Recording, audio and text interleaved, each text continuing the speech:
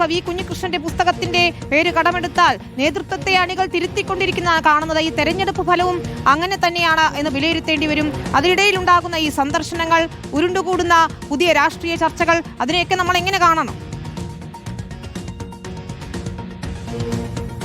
വിനിത, ഇപ്പോൾ കോടിയേരി ബാലകൃഷ്ണനോടുള്ള സ്നേഹം പ്രകടിപ്പിക്കാനോ കോടിയേരിയോടുള്ള മമത പ്രകടിപ്പിക്കുകയോ മാത്രമല്ല ചെയ്തത്. ഇപ്പോഴുള്ള നേതൃത്വത്തോടുള്ള വിയോജിപ്പ് രേഖപ്പെടുത്താൻ കോടിയേരിയെ ഒരു മാതൃകയാക്കി എടുക്കുകയാണ്. കാരണം ഇത് നോക്കൂ, കോടിയേരി ഉണ്ടായിരുന്ന കാലത്ത് ഇങ്ങനെയായിരുന്നു പാർട്ടി എന്ന് പറയുമ്പോൾ ഇപ്പോഴുള്ള നേതൃത്വം തിരുത്തണം, ഇപ്പോഴുള്ള നേതൃത്വം മാറണം എന്ന് പോലും അതിന് അഭിപ്രായമുണ്ട്. ഒരുപക്ഷെ നമ്മളെല്ലാം പ്രതീക്ഷിച്ച പോലെ പാർട്ടി ഈ തെരഞ്ഞെടുപ്പിൽ പരാജയപ്പെടുകയാണെങ്കിൽ, തുടർഭരണം ഉണ്ടാകുന്നില്ല എങ്കിൽ CPM-നകത്ത് സംഭവിക്കാനിരിക്കുന്ന ഒരു ബദൽ നീക്കത്തിന്റെ ഒരു തുടക്കമായി തന്നെ ഇതിനെ കണക്കാക്കാൻ സാധിക്കും. പിണറായി വിജയനെതിരെയും അതുപോലെ തന്നെ MV ഗോവിന്ദനെതിരെയും ഒക്കെ ഒരു വിഭാഗം, അത് തെക്ക് നിന്നും വടക്ക് നിന്നും കണ്ണൂരിൽ നിന്നും ഒക്കെ അല്ലെങ്കിൽ നടന്നുകൊണ്ടിരിക്കുന്ന ഒരു ബദൽ നീക്കത്തിന്റെ മാതൃകയായിക്കൊണ്ടാണ് കോടിയേരിയെ ഇവിടെ ഉയർത്തിക്കാണിക്കുന്നത്. TK ഗോവിന്ദൻ മാത്രമല്ല, CPM-നകത്ത് പോലും ഇത്തരത്തിലുള്ള ചർച്ചകൾ നടക്കുന്നുണ്ട്. P ജയരാജനെ മുൻനിർത്തിക്കൊണ്ട് അതിൽ പല നേതാക്കന്മാർ, യുവ നേതാക്കന്മാർ ഉൾപ്പെടെ കണ്ണൂരിൽ ഒരു വിഭാഗം ആളുകൾ വളരെ അതൃപ്തരാണ്. ആ അതൃപ്തരായ ആളുകൾ അവർ പാർട്ടിയുടെ ഈ ശക്തി കേന്ദ്രങ്ങളായിട്ടുള്ള പിണറായി വിജയനെതിരെയും MV ഗോവിന്ദനെതിരെയൊക്കെ നടത്തുന്ന ബദൽ നീക്കങ്ങൾ ഒരുപക്ഷെ പാർട്ടിക്ക് പുറത്തുപോയ TK ഗോവിന്ദനും V കുഞ്ഞികൃഷ്ണനും ഒക്കെ നടത്തുന്ന പോലെ തന്നെ വളരെ സൈലന്റായി അല്ലെങ്കിൽ നിശബ്ദമായി പാർട്ടിക്കുള്ളിൽ അത്തരത്തിലൊരു നീക്കം നടക്കുന്നുണ്ട്. പക്ഷെ അവർക്ക് ആർക്കും പെട്ടെന്നൊരു ബഹളം ഉണ്ടാക്കാൻ, ശബ്ദമുണ്ടാക്കാൻ സാധിക്കുന്നില്ല. കാരണം ഇപ്പോഴും പാർട്ടിയുടെ കേന്ദ്രം, ശക്തി കേന്ദ്രം എന്ന് പറയുന്നത് പിണറായി വിജയനും MV ഗോവിന്ദനും ഒക്കെയാണ്. പക്ഷേ ആ ഒരു അച്ചുതണ്ട് മാറണമെന്ന് ആഗ്രഹിക്കുന്ന വലിയൊരു വിഭാഗം പാർട്ടിക്കുള്ളിലുണ്ട്.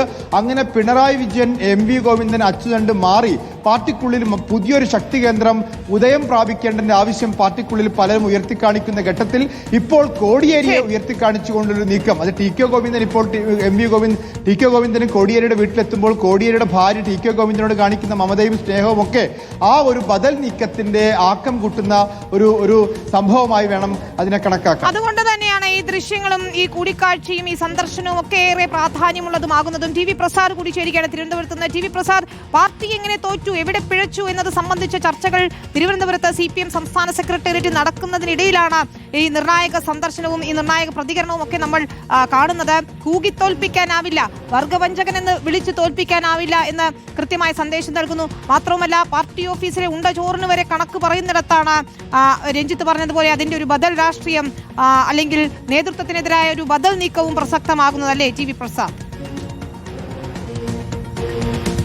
വിനീത, അസാധാരണ പ്രതിസന്ധിയിലൂടെയാണ് സംസ്ഥാനത്തെ CPIM കടന്നുപോകുന്നത് എന്നുള്ളത് തന്നെയാണ്. അതായത് സംസ്ഥാന നേതൃത്വത്തിനെതിരെ, പ്രത്യേകിച്ച് CPIM സംസ്ഥാന സെക്രട്ടറി MV ഗോവിന്ദനെതിരെയും മുഖ്യമന്ത്രി പിണറായി വിജയനെതിരെയും പാർട്ടിക്കുള്ളിൽ തന്നെ രോഷം അതിരൂക്ഷമായി തുടരുകയാണ് എന്നുള്ളതാണ്. അതിനിടയിലാണ് CPIM-ന്റെ മുൻ സംസ്ഥാന സെക്രട്ടറി, മുൻ പോൾ ബ്യൂറോ അംഗമായ കോടിയേരി ബാലകൃഷ്ണന്റെ വീട്ടിൽ TK ഗോവിന്ദൻ മാസ്റ്ററും ഭാര്യ KP രമണിയും എത്തുന്നത് എന്നുള്ളതാണ്. അതൊരു വെറുമൊരു സന്ദർശനമല്ല. കാരണം കോടിയേരി ബാലകൃഷ്ണൻ ഉള്ള കാലത്ത് അവർക്കുണ്ടായിരുന്ന ബന്ധം, കോടിയേരി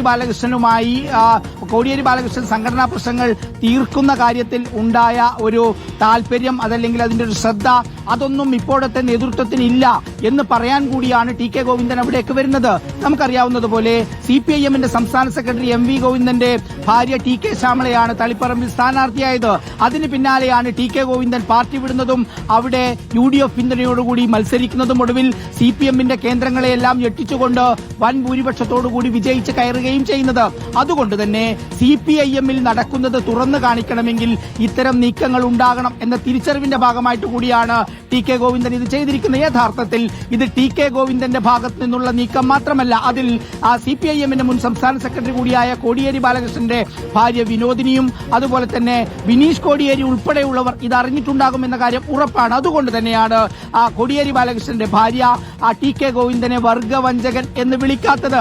നമുക്കറിയാവുന്നതുപോലെ നേരത്തെ പാർട്ടി ഒരു തീരുമാനമെടുത്താൽ, പാർട്ടി ഒരു നിലപാടെടുത്താൽ അതിന്റെ കൂടെ നിൽക്കുന്നവരായിരുന്നു കോടിയേരി ബാലകൃഷ്ണന്റെ ഭാര്യയും കുടുംബവും. പക്ഷേ ഈ കാര്യത്തിൽ അങ്ങനെ നിൽക്കാൻ കഴിയില്ല എന്നൊരു മെസ്സേജ് കൂടിയാണ് നൽകുന്നത്. നമുക്കറിയാവുന്നതുപോലെ 2022 ഒക്ടോബർ മാസം 1-ാം തീയതിയാണ് കോടിയേരി ബാലകൃഷ്ണൻ അന്തരിക്കുന്നത്. അതായത് 2016 തുടങ്ങി 21 അവസാനിച്ച 1-ാം പിണറായി സർക്കാരിന്റെ കാലത്ത് CPIM-ന്റെ സംസ്ഥാന സെക്രട്ടറി അന്ന് കോടിയേരി ബാലകൃഷ്ണനായിരുന്നു.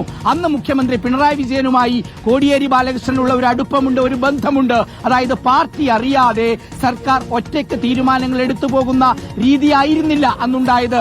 കൃത്യമായി പാർട്ടി സെക്രട്ടറി എന്ന നിലയിൽ കോടിയേരി മുഖ്യമന്ത്രിയോട് കാര്യങ്ങൾ പറയുമായിരുന്നു, സംസാരിക്കുമായിരുന്നു. അതുകൊണ്ട് തന്നെ അവർ തമ്മിലുള്ള ഐക്യത്തിന്റെ ഭാഗമായിട്ട് കൂടിയാണ് തുടർഭരണം ഉണ്ടായത് എന്ന് അന്ന് 2021 നമ്മളെല്ലാം ചർച്ച ചെയ്ത വിഷയമാണ്. പക്ഷേ അവിടുന്ന് ഇങ്ങോട്ടേക്ക് CPIM സംസ്ഥാന സെക്രട്ടറിയായി MV ഗോവിന്ദൻ വന്നതിന് ശേഷം സംഘടനാ പ്രശ്നങ്ങൾ പരിഹരിക്കുന്ന അടക്കമുള്ള ഒരു കാര്യത്തിലും ഇടപെടുന്നില്ല എന്ന വിമർശനമുണ്ട്. മാത്രവുമല്ല വിനീത, പ്രധാനപ്പെട്ട കാര്യമുള്ളത് MV ഗോവിന്ദന്റെ പെരുമാറ്റം പലപ്പോഴും ഇതിൽ പ്രശ്നമുണ്ടാക്കിയെന്നതാണ്. അമ്പലപ്പുഴയിലെ G സുധാകരനെ കുറിച്ച് മാധ്യമപ്രവർത്തകർ ചോദ്യം ചോദിച്ചു, അദ്ദേഹത്തിന് പരിഗണന കൊടുക്കുമോ എന്ന്. മുഴുവൻ മാധ്യമങ്ങളുടെയും മുന്നിൽ അന്ന് MV ഗോവിന്ദൻ ചിരിച്ചുകൊണ്ട് പറഞ്ഞത്, പരിഹസിച്ചുകൊണ്ട് പറഞ്ഞത് ഒരു പരിഗണനയും ഇല്ല എന്നുള്ളതാണ്. ആ ഒരൊറ്റ വാക്കാണ് അന്ന് G സുധാകരനെ പ്രകോപിപ്പിച്ചത്. രണ്ടാമത്തെ വിഷയം PM ശ്രീയുമായി ബന്ധപ്പെട്ട് CPI-യെ കുറിച്ച് ചോദിച്ച സമയത്ത് CPI വിമർശനങ്ങൾ ഉയർത്തുന്നുണ്ടല്ലോ എന്ന് ചോദിച്ച സമയത്ത് MV ഗോവിന്ദൻ തിരിച്ചു ചോദിച്ചത് എന്ത് CPI എന്നായിരുന്നു.